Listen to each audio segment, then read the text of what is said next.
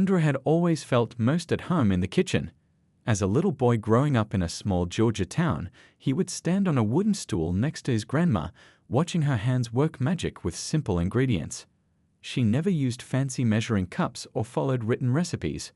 Instead, she would tell him, "Cooking is about feeling, baby. You gotta put your heart into every dish." Those early days shaped Andrew's future. His grandma's old, worn-down kitchen became his first classroom. Every weekend, they'd wake up early to prepare Sunday dinner for the whole family.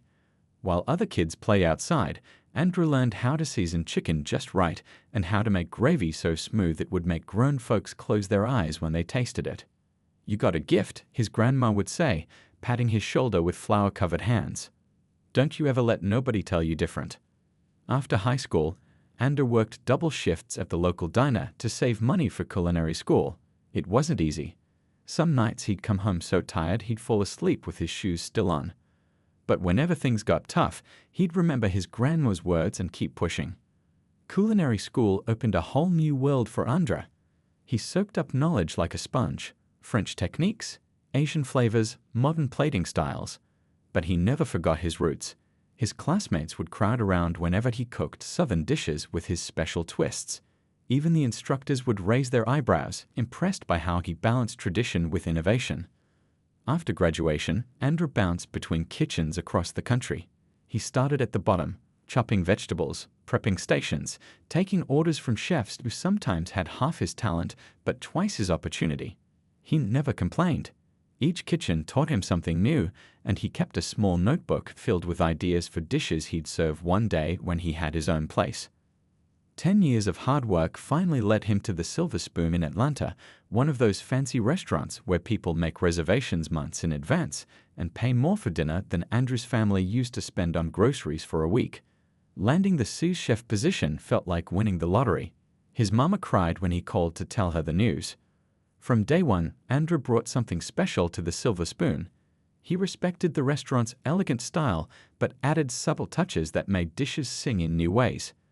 A pinch of his grandma's secret spice blend here, a cooking technique he'd learned from a Mexican line cook in Chicago there. Customers started asking specifically for the new chef's specials. The kitchen staff quickly warmed to Andrew. He never yelled like other chefs, never threw pans when things went wrong. Instead, he stayed calm, helped others fix mistakes, and shared credit when things went right. The servers loved him because he always had a small taste of something new for them to try before their shifts. The head chef, an older man named Thomas, saw Andrew's potential right away. "In all my years," he told Andrew one night after a particularly busy service, "I've never seen someone cook with such heart. You remind people that food isn't just about eating, it's about feeling something." Everyone seemed to appreciate Andrew's talent and work ethic, everyone except Richard, the restaurant manager. While Andrew's star rose at the Silver Spoon, he couldn't help noticing how Richard's smile never reached his eyes when they spoke. How tasks that should have been simple suddenly became complicated when Richard was involved. How sometimes he'd catch Richard watching him with a look that made the kitchen feel colder. But Andrew tried not to dwell on it. The kitchen was his sanctuary, the place where nothing mattered except the food and the people who enjoyed it. As long as he could keep cooking, he told himself, everything else would sort itself out.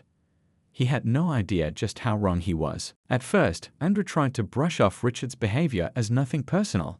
Maybe the manager was just having a rough time at home. Maybe he treated everyone with that same cold stare and tight-lipped smile. But as weeks turned into months, the pattern became impossible to ignore. When the other sous chef forgot to order extra seafood for a weekend special, Richard just shrugged it off. "These things happen," he said, but when Andrew was 5 minutes late because his car wouldn't start in the rain, Richard called him into the office for a formal warning. "Punctuality is non-negotiable for staff at your level," he said, emphasizing the words "your level" in a way that made Andrew's stomach tighten. The kitchen at the Silver Spoon operated like a well-oiled machine, with everyone playing their part. Except whenever Andrew took the lead on a new dish, Richard would suddenly appear, hovering over his shoulder, questioning every decision. "Are you sure that's not too spicy for our clientele?" he'd ask, loud enough for others to hear. Perhaps something more traditional would be better. One Tuesday afternoon, a food critic from the Atlanta Journal came in for lunch. She ordered Andrew's special, slow-braised short ribs with a sweet potato puree that paid homage to his grandma's recipe. After the meal, she asked to meet the chef. When Andrew stepped out from the kitchen, the critic's face lit up. "That was the most memorable dish I've had all year," she told him, scribbling notes as they talked about his cooking philosophy. The next day, her glowing review mentioned Andrew by name, calling him a rising star bringing soul and sophistication to Atlanta's dining scene. The entire staff was buzzing about it.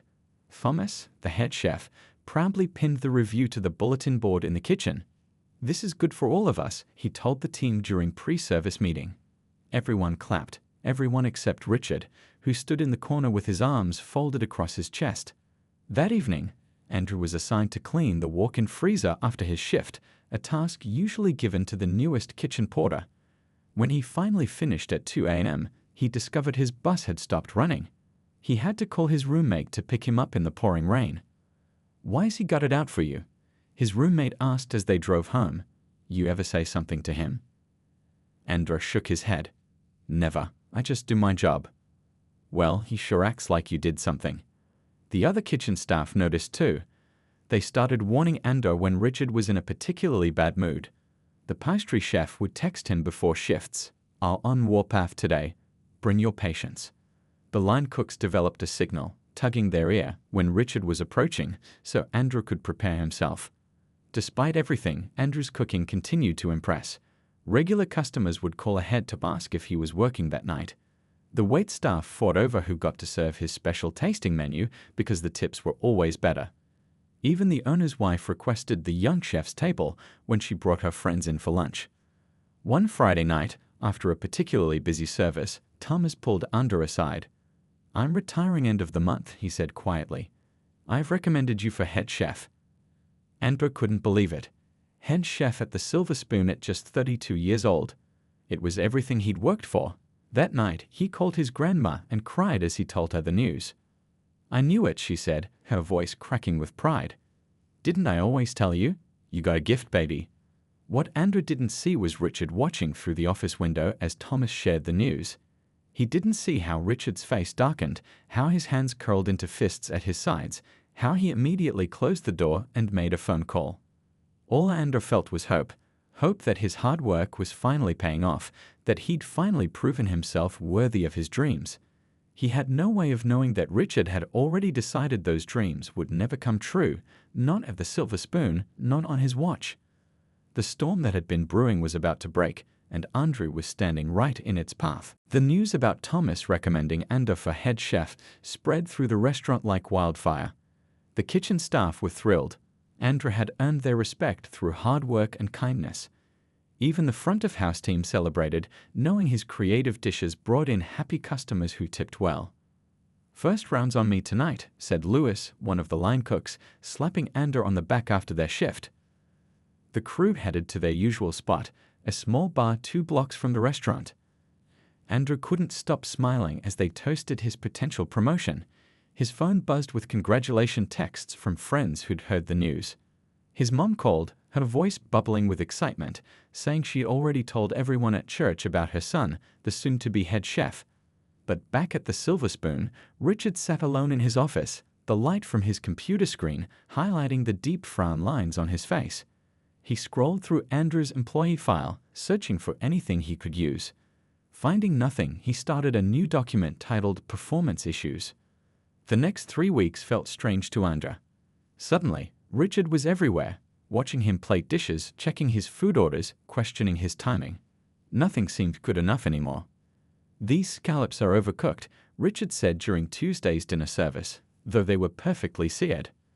"The inventory numbers don't add up," he claimed on Thursday, even after Andrew and the porter had counted everything twice. Customers complained about too much salt, he reported on Saturday, though the dining room was full of people scraping their plates clean. Andrew tried to keep his head down and focus on the food. "Just get through this," he told himself each morning before work. "Soon Thomas will be gone, and you'll be head chef. Things will get better." But they didn't get better. One Wednesday afternoon, while Andrew was prepping for dinner service, Richard called him into the office. The owner, Mr. Wilson, was there too, looking uncomfortable in his expensive suit. "Have a seat," Richard said, not meeting Andrew's eyes. Andrew's heart pounded as he lowered himself into the chair. Something was wrong, very wrong. "We've been reviewing your performance," Richard began, sliding a folder across the desk. "There have been numerous issues over the past few weeks." Andrew looked at Mr. Wilson in confusion. "Issues? What issues?" Richard opened the folder. "Food waste, customer complaints, tardiness, insubordination." He read from a list that seemed to go on forever. None of it was true. Andrew knew it. He was sure Mr. Wilson must know it too. "This is the first I'm hearing about any of this," Andrew said, his voice steady despite the panic rising in his chest. "I've documented everything," Richard replied smoothly. "Unfortunately, the Silver Spoon has certain standards. We've decided it's best to terminate your employment, effective immediately." The words hit Andrew like a physical blow. 5 years of sweat and sacrifice, gone in an instant. "Mr. Wilson," Andrew turned to the owner, "these claims aren't true. Ask anyone in the kitchen. Ask the servers. Check the customer comment cards." But Mr. Wilson just looked down at his hands. "Richard handles the day-to-day operations. I trust his judgment." Andrew felt the room spinning. This couldn't be happening, not when he was so close to achieving his dream. As he walked out of the office in a Daddy's, he heard Lily, one of the hostesses, gasp. Everyone was watching. He went to his locker, hands shaking as he emptied it of his personal knives and the small notebook filled with recipe ideas. Louise approached cautiously. "What happened, man?" Andrew couldn't even speak. He just shook his head. As he was leaving, he overheard Richard talking to one of the new servers near the bar. He wasn't trying to be quiet. "Some people just don't belong in fine dining," Richard said. "The Silver Spoon has a certain image to maintain. Our customers expect a particular atmosphere." The server looked uncomfortable. But Andrew's dishes were everyone's favorites. Richard's voice dropped, but Andrew could still hear him clearly. "This kitchen needs someone who truly understands our clientele. Someone who looks the part." In that moment, everything became crystal clear. This wasn't about his cooking. It never had been. Andrew walked out of the Silver Spoon for the last time, the weight of understanding heavy on his shoulders. But beneath the shock and hurt, something else was building, a determination that this would not be the end of his story. For 3 days after being fired, Andrew barely left his apartment. He ignored calls from friends and former co-workers. He couldn't even bring himself to tell his grandma what had happened. The shame felt too heavy, even though deep down he knew he'd done nothing wrong. On the 4th day, his roommate Dave walked in and opened all the curtains. "Enough," he said, placing a cup of coffee on the bedside table. "This isn't you, man." "What am I supposed to do?" Andrew asked, squinting in the sudden light. "Just pretend it didn't happen." Dave sat at the edge of the bed. "No, you fight back." Later that afternoon, Andrew found himself sitting across from Patricia Chen, an attorney who specialized in workplace discrimination cases. Her office was small but neat, with diplomas covering one wall and children's drawings on another. "Tell me everything," she said, notepad ready. "Start from the beginning."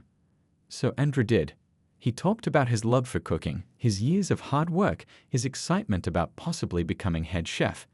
And then he described Richard's behavior, the sudden performance issues. And finally, those damning words he'd overheard. Someone who looks the part. Patricia listened without interrupting, occasionally jotting notes. When Andrew finished, she leaned forward. "What happened to you wasn't just unfair," she said quietly. "It was illegal." She explained that they could file a discrimination lawsuit against both Richard and the Silver Spoon. It wouldn't be easy, she warned. These cases rarely were. But Andrew had something many clients didn't: potential witnesses. "Your coworkers, would any of them be willing to speak up?" Andrew thought about it. "Maybe. Some of them saw how Richard treated me." "That's a start," Patricia said. "But I need to be honest with you. This will be hard. It might take months. And there's no guarantee we'll win." Andrew nodded, suddenly feeling the weight of what he was considering. A lawsuit meant public attention. It meant telling his family what had happened. It meant possibly being labeled as difficult by other restaurants. "Can I think about it?" he asked. "Of course," Patricia replied. "But don't think too long. There are time limits for filing these claims." On the drive home, Andrew's phone buzzed with a text from Louise. "Miss you in the kitchen, man. Not the same without you." Richard's acting like nothing happened, but we all know the truth. Then another text came through. "BTUO, some of us been talking. If you decide to do something about what happened, we got your back." That night, Andrew finally called his grandma. "I lost my job," he admitted, his voice cracking. "Oh, baby," she said, "I'm so sorry." He told her everything, including his meeting with the lawyer. When he finished, there was a long silence. "Grandma." "I'm here," she said, "just thinking about my daddy, your great-grandfather. He worked at the mill for 30 years. Every day they paid him less than the white workers.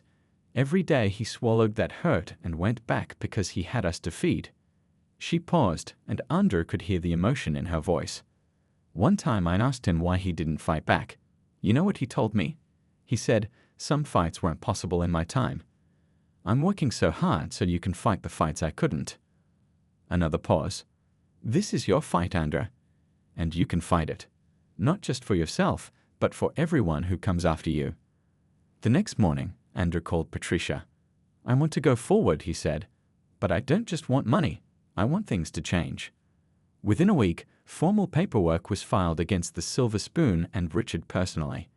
The local newspaper ran a small story about the case, which was then picked up by several food blogs and a popular Instagram account focused on restaurant industry issues. When the phone started ringing with interview requests, Andrew was terrified. Public speaking had never been his thing. But he remembered his grandma's words and forced himself to answer each call to tell his story clearly and truthfully. What he didn't expect was how many people would reach out to support him, or how an unjust firing would lead him to discover a different kind of strength he never knew he had. The lawsuit against the Silver Spoon moved slowly, like molasses in winter.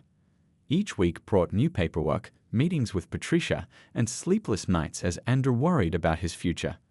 Bills piled up. His savings dwindled. Job applications to other fine dining restaurants went unanswered. Word had spread about his case, and nobody wanted to touch what they saw as a troublemaker. "Maybe I made a mistake," Andrew told Dave one evening as they sat on their tiny apartment balcony. "Maybe I should have just walked away." Dave pointed to Andrew's phone, which had been buzzing nonstop with notifications. "Those people don't think so." After a local food blogger shared Andrew's story, something unexpected happened.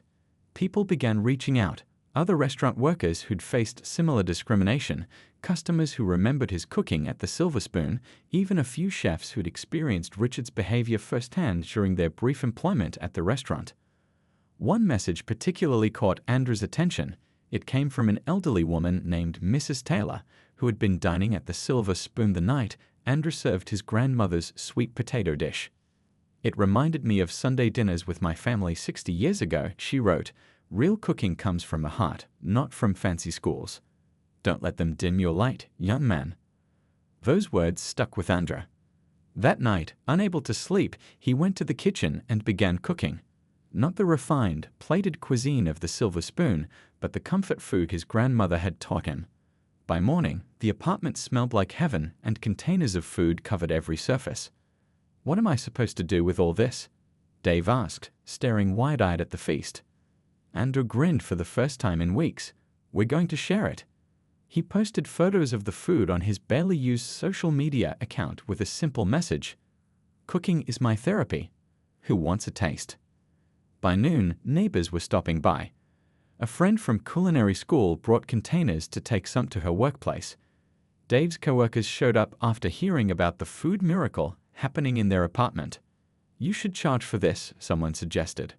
Andrew hadn't thought about that. He wasn't a business person. He was just a chef looking for a kitchen.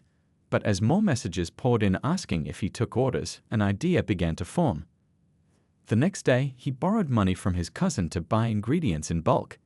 He printed simple menus offering 3 different dishes each day, available for pickup or local delivery. He named it Heart and Soul Kitchen and announced it on social media. The first day, he got 8 orders. The second day, 15.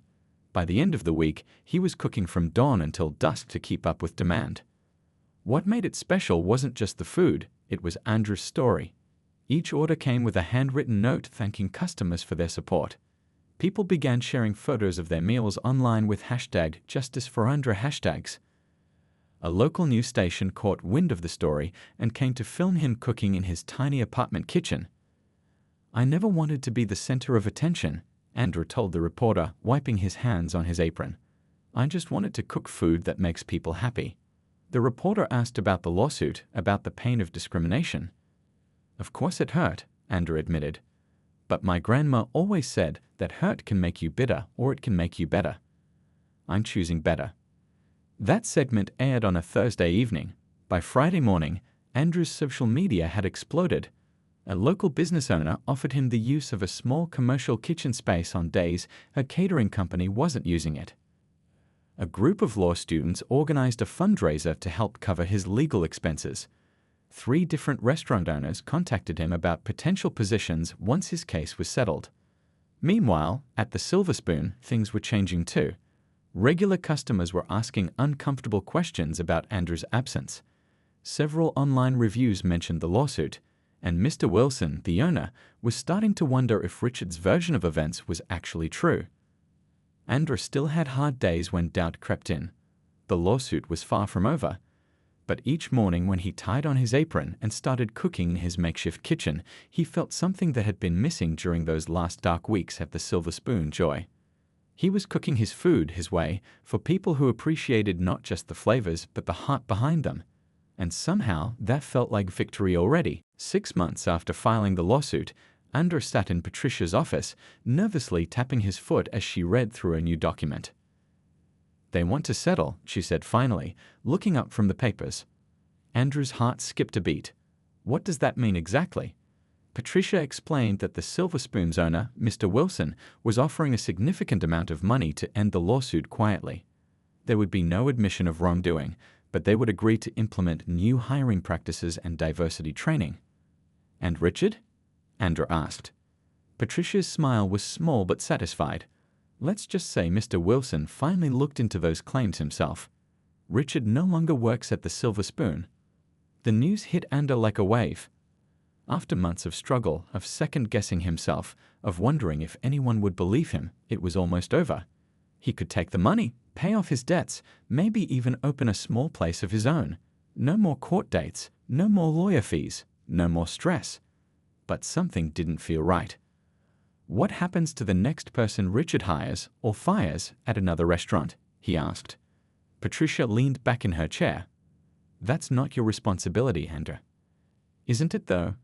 If I take this deal and everything stays quiet, what changes? Richard gets another job.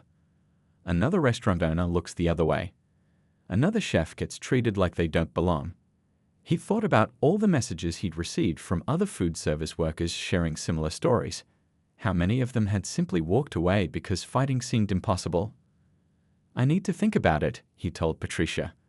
That night, Andrew hosted a small dinner at the commercial kitchen he'd been using for heart and soul. His grandma was visiting from Georgia, along with his mom and younger sister. Dave was there too, along with Louis and a few other former co-workers who'd stood by him. As they ate, Andrew told them about the settlement offer. "Take the money and run," Dave suggested. "You've been through enough." Louis nodded in agreement. "Man, you already made your point. Nobody expected you to fight this long."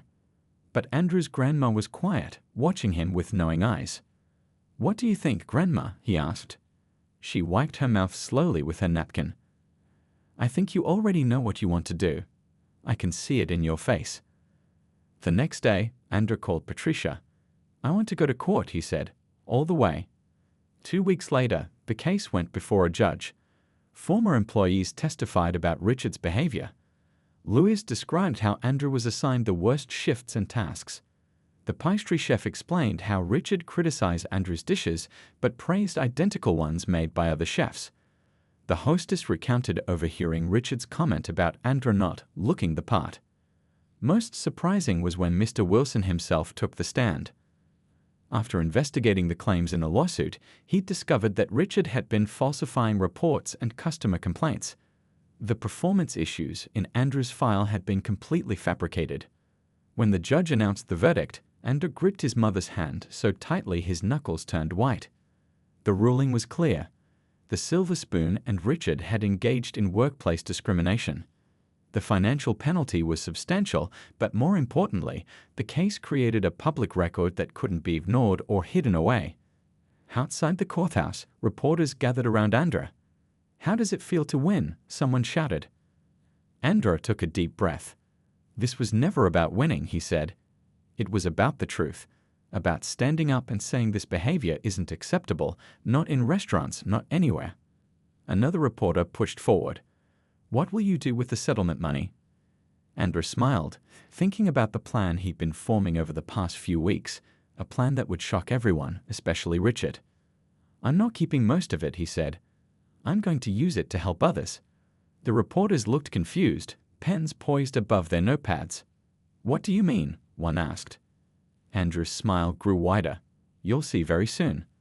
That evening, as news of the verdict spread across social media and local TV stations, Andra sat at his computer, finalizing the details of what would become his most important recipe yet, not for a dish, but for real change in the restaurant industry. 1 year after the court verdict, Andra stood in front of a renovated brick building in downtown Atlanta. The sign above the door read, "Heritage Kitchen and Training Center," in warm golden letters. His heart raced as he unlocked the doors for the grand opening. Inside, the space was divided into 2 sections. The front housed a restaurant with rustic wooden tables and chairs, walls decorated with black and white photos of grandmother's cooking, and the mouth-watering smell of home-style cooking wafting from the kitchen. The back contained a state-of-the-art teaching kitchen where culinary students, many from neighborhoods like the one Andra grew up in, would learn not just cooking techniques, but also the business side of running a restaurant. "You sure about this?" Dave asked, adjusting the flowers on the host stand. "You could have opened 3 fancy restaurants with that settlement money instead of pouring it all into this place." Andra smiled. "I'm sure." He had used most of his settlement to create something that would outlast any grudge, a culinary school that offered scholarships to talented kids from underprivileged backgrounds, a restaurant that celebrated the diverse food traditions of the South, and a support program for restaurant workers facing workplace discrimination. As the staff gathered for a final meeting before opening the doors, Andra looked at the faces around him. His mom was managing the front of house. His sister had quit her office job to handle the business operations. Louis had left the Silver Spoon to become his sous chef, and 5 eager students were ready for their first day of training. "Remember," Andra told them all, "this isn't just about food. It's about creating a place where everyone belongs, where traditions are respected, and where we lift each other up." When the doors opened at 11, there was already a line waiting. Food critics, local politicians, curious neighbors, and supporters who had followed Andra's journey on social media filled the tables. The students, nervous but excited, helped serve dishes based on recipes from their own families, dishes that told stories of immigration, of survival, of love expressed through food. By mid-afternoon, the restaurant had to stop taking walk-ins. Every table was full, with a 2-hour wait for dinner service. In the kitchen, Andra moved from station to station, guiding, tasting, encouraging, creating the kind of supportive environment he had always wished for as a young chef. As evening approached, Andra stepped outside for a moment of quiet. Across the street, he noticed a familiar figure watching the busy restaurant. It was Richard, looking thinner and older, his designer suit replaced by ordinary clothes. For a moment, their eyes met. Andra could have felt anger or satisfaction or smugness, but instead he felt something unexpected, pity. Richard had lost everything because he couldn't see past the color of someone's skin to recognize their talent. What a small, sad way to move through the world. Andra nodded once, then turned to go back inside. As he reached for the door, he heard footsteps behind him. Andra. He turned. Richard stood there, hands shoved in his pockets, looking at the ground. "I heard what you did with the money," Richard said quietly. "The school, the scholarships." Andra waited, saying nothing. "I've been having trouble finding work," Richard continued. "No one wants to hire, well, you know." "I know exactly how that feels," Andra said evenly. Richard nodded, a flash of understanding, perhaps the first, crossing his face. "I deserve it. What I did to you was wrong. I was wrong." He glanced up at the busy restaurant. "You've built something amazing here." "Thank you," Andra said simply. Richard shifted uncomfortably. I should go. I just wanted to say, I'm sorry. As Richard turned to leave, Andrew made a split-second decision. Richard, he called. The older man turned back. We're starting a program next month for restaurant professionals looking to rebuild their careers, focusing on creating inclusive workplaces. Andrew took a deep breath. You should apply, if you're serious about changing. Richard's eyes widened in disbelief. You would let me, after everything? Andrew shrugged. Heritage isn't just about preserving the past. It's about creating a better future. He held the door open. Come see what we're building, then decide if you want to be part of it. As Andrew walked back into his kitchen, his own kitchen, where everyone belonged, he felt a weight lift that he hadn't even realized he was still carrying. The circle was complete. The hurt had transformed into something beautiful, something lasting. And that night, as he cooked beside his students, Andrew finally understood what his grandma had always meant when she said, "The best recipes aren't just passed down, they're passed forward."